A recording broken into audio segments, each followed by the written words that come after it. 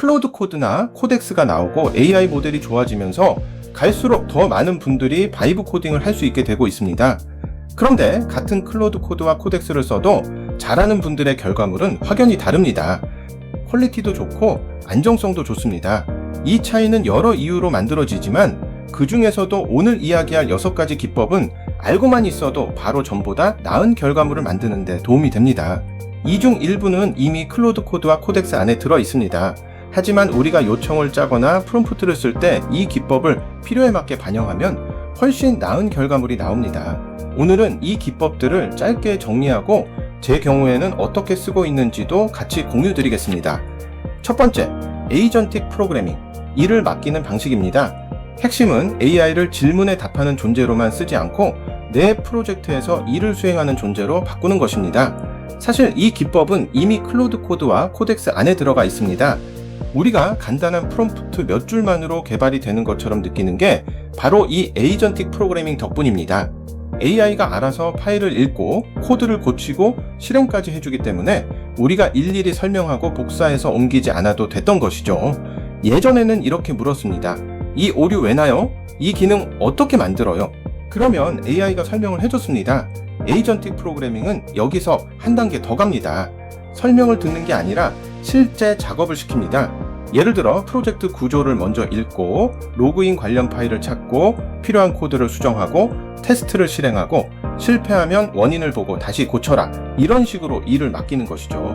즉 사람이 질문하고 답을 복사해서 직접 움직이는 방식에서 AI가 파일과 도구를 들고 직접 움직이는 방식으로 바뀌는 것입니다.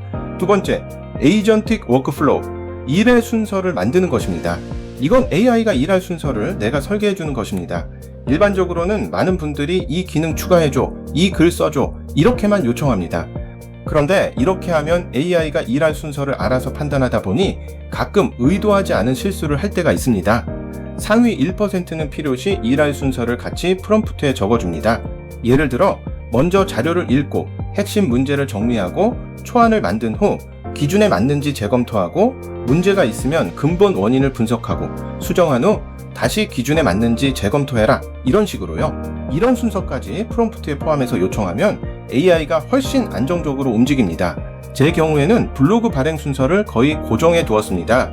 자료를 읽고 핵심을 정리하고 초안을 만들고 기준에 맞는지 검토하고 발행하고 마지막으로 발행된 화면을 확인하는 순서입니다. 좋은 결과는 한 번의 멋진 요청이 아니라 이렇게 잘 짜인 순서에서 나옵니다. 세 번째, 헤네스 엔지니어링, 일하는 환경을 잡아주는 것입니다. 헤네스는 AI가 매번 같은 기준으로 일하도록 일하는 환경 자체를 미리 만들어 두는 것입니다. AI가 똑똑하긴 하지만 내 프로젝트의 규칙을 매번 완벽하게 기억하지는 못합니다. 그래서 그 규칙을 문서와 도구로 정리해 두어야 합니다. 어떤 파일을 먼저 읽어야 하는지, 어떤 스타일을 지켜야 하는지, 어떤 표현을 쓰면 안 되는지, 결과는 어디에 저장해야 하는지, 마지막에 어떤 명령으로 확인해야 하는지를 적어두는 것이죠. 이렇게 정리해두면 AI가 훨씬 덜 흔들립니다. 대표적인 게 클로드.md 같은 문서입니다. 프로젝트마다 AI가 따라야 할 규칙을 적어두는 파일이죠. 업계에서도 에이전트를 만드는 것 자체는 어렵지 않다, 진짜 어려운 건 이 하네스다 라는 말이 나올 만큼 요즘 가장 중요하게 보는 부분이기도 합니다. 제 경우에는 클로드.md의 글의 톤, 절대 쓰면 안 되는 표현, 결과 저장 경로, 마지막 확인 명령까지 적어둡니다. 중요한 건 프롬프트 하나를 잘 쓰는 게 아니라 같은 규칙이 매 작업마다 자동으로 적용되게 만드는 것입니다. 네 번째, 루프 엔지니어링, 결과를 스스로 고쳐나가는 구조입니다. 이건 최근에 나왔는데 모든 작업에 쓰기는 어렵다는 회의론도 있지만 적합한 작업에서는 상당한 효과를 거둘 수 있으므로 알아둘 필요가 있습니다. AI에게 한번 만들게 하고 사람이 계속 옆에서 확인하는 방식에서 벗어나는 것이거든요. 보통은 이렇게 일합니다. AI에게 만들어 달라고 하고 사람이 결과를 보고 이상하면 다시 고쳐달라고 하고 또 이상하면 다시 말합니다. 이 방식은 사람이 매번 중간에 붙어 있어야 합니다. 루프 엔지니어링은 여기서 한 단계 더 갑니다. AI가 만들기만 하도록 하는 것이 아니라 만든 후에는 정해둔 확인 규칙으로 검사하게 하고 통과하지 못하면 알아서 원인을 찾아 수정하게 하고 다시 실행해서 통과할 때까지 반복하게 하는 것이죠. 이렇게 하면 이론적으로는 제가 자는 동안 AI가 알아서 거대한 프로젝트를 완성할 수도 있습니다. 한 가지 덧붙이면 AI는 자기가 만든 결과를 스스로 신뢰성 있게 평가하지 못할 수 있습니다.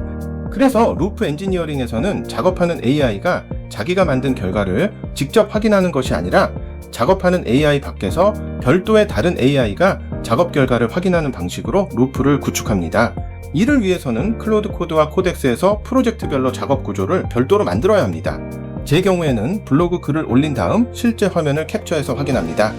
이미지가 가운데에 있는지, 서브 타이틀이 굵게 보이는지, 문단이 너무 길지는 않은지를 보는 것이죠. 문제가 있으면 글만 고치는 게 아니라 가이드와 업로드 코드까지 같이 고칩니다. 그래야 다음 작업이 더 좋아지니까요. 생성해서 끝내는 게 아니라 실패하면 시스템 자체가 조금씩 더 나아지게 만드는 구조입니다. 5번째, 컨텍스트 엔지니어링. AI에게 필요한 정보를 필요한 순간에 정확히 주는 것입니다. 컨텍스트는 AI가 일을 할 때 필요한 정보입니다. AI가 일을 못하는 이유가 모델 성능 때문일 때도 있지만 실제로는 필요한 정보를 받지 못해서 실패하는 경우가 더 많습니다. 이 글의 타겟이 누구인지, 이 프로젝트의 목표가 무엇인지, 전에 어떤 결정을 했는지, 참고할 자료는 어디에 있는지, 어떤 이미지와 영상을 써야 하는지, 피해야 할 표현은 무엇인지, 이런 정보가 없으면 AI는 그럴듯하게 만들 수는 있어도 정확하게 일하기는 어렵습니다. 물론 컨텍스트 엔지니어링은 이미 클로드 코드나 코덱스 같은 툴에 어느 정도 구현되어 있습니다. 하지만 이런 툴이 한 번에 다룰 수 있는 컨텍스트 크기에는 한계가 있습니다. 그래서 여기서 말하는 컨텍스트 엔지니어링은 방대한 자료 중에서 지금 작업에 필요한 부분만 쉽게 꺼내 쓸 수 있도록 미리 구성해 두는 것을 뜻합니다. 예를 들어 방대한 자료를 모아두는 세컨 브레인 같은 별도 서비스를 만들어 두고 클로드 코드나 코덱스가 거기서 필요한 자료만 쉽게 꺼내 쓸 수 있도록 그걸 스킬로 연결해 관리하는 것이죠. 6번째, 에이전트 컴퓨터 인터페이스, 줄여서 ACI라고 부릅니다. AI에게 컴퓨터를 다룰 손과 눈을 주는 것이고 도구의 질이라고 보셔도 됩니다. 말 그대로 AI에게 컴퓨터를 직접 다룰 손과 눈을 주는 것입니다. 파일을 읽는 도구, 터미널을 실행하는 도구, 브라우저를 여는 도구, 화면을 캡처하는 도구, 이미지와 영상을 찾는 도구, 웹사이트에 글을 올리고 확인하는 도구, 이런 도구가 있어야 AI가 말로만 조언하는 수준을 넘어서 실제로 일을 할 수 있습니다. 이미 클로드 코드와 코덱스도 어느 정도 기본 도구는 가지고 있습니다. 하지만 예를 들어 네이버 블로그에 글을 알아서 올리는 작업을 맡긴다고 해보겠습니다. AI가 네이버 블로그 에디터에 직접 글도 넣고 이미지도 넣어야 하는데 이 에디터가 형태가 꽤 독특합니다. 그래서 이 에디터를 다룰 수 있는 별도의 툴을 만들고 클로드 코드나 코덱스가 그 툴을 쓸 수 있게 연결해 주는 것이죠. 그러면 이제 네이버 블로그에 알아서 글을 써서 등록까지 해달라는 요청이 실제로 정확히 동작하게 됩니다. 정리해 보겠습니다. 이 6가지를 층으로 다시 보면 이렇습니다. 에이전틱 프로그래밍은 AI에게 실제 일을 맡기는 것이고 모든 기법의 출발점입니다. 에이전틱 워크플로우는 그 일의 순서를 직선으로 설계하는 것이고 하네스 엔지니어링은 매번 같은 기준으로 일할 환경을 만들어 두는 것입니다. 루프 엔지니어링은 실패하면 통과할 때까지 스스로 돌게 만드는 것이고 컨텍스트 엔지니어링은 필요한 정보를 필요한 순간에 정확히 주는 것입니다. 그리고 ACI는 AI가 컴퓨터를 실제로 다룰 손과 눈을 만들어 주는 것입니다. 그래서 요청이 이렇게 바뀌어야 합니다. 그냥 이거 만들어줘가 아니라 이 폴더를 읽고 목표를 확인하고 이 순서로 작업하고 이 기준으로 검사하고 실패하면 원인을 찾아 다시 고쳐줘. 이 차이가 생각보다 큽니다. 바이브 코딩은 누구나 시작할 수 있습니다. 하지만 더 잘하는 분들은 AI에게 일을 맡기는 구조를 압니다. 앞서 이야기한 대로 이 중 일부는 이미 클로드 코드와 코덱스 안에 들어있지만 우리가 실제로 만드는 프로젝트마다 이런 기법을 적절히 적용해주면 프로젝트의 퀄리티와 안정성을 한층 더 높일 수 있습니다. 저도 이런 기법들을 활용해서 제가 하는 모든 작업을 AI 시스템으로 만들고 있습니다. 아직 완벽하지는 않지만 이런 시도를 통해 AI 기술을 더 빠르게 흡수하고 활용하고 있습니다. AI 시대는 완전히 새로운 시대라 누구나 새로 배우거나 새로운 방법을 만들어야 하는 것 같습니다. AI를 잘 쓰는 상위 1%라는 것도 결국 이런 시도를 많이 해보고 최대한 많이 AI를 써본 사람일 뿐이라고 생각합니다. 앞으로도 더 많은 시도를 통해 새로운 방법이나 꼭 알아두면 좋을 내용들을 공유하겠습니다. 다음 영상에서는 한 단계 더 나아가서 업무와 마케팅, 개발 흐름 전체를 바꾸는 AI 네이티브 시스템에 대해 이야기해 보겠습니다. 아직 너무 작은 채널이라 노출이 잘 안됩니다. 구독과 좋아요, 알림 설정을 해두셔야 그나마 새 영상을 받아보실 수 있습니다. 이번 영상이 도움이 되셨고 다음 영상도 보고 싶으시다면 구독과 좋아요, 알림 설정을 해두시는 것을 추천드립니다.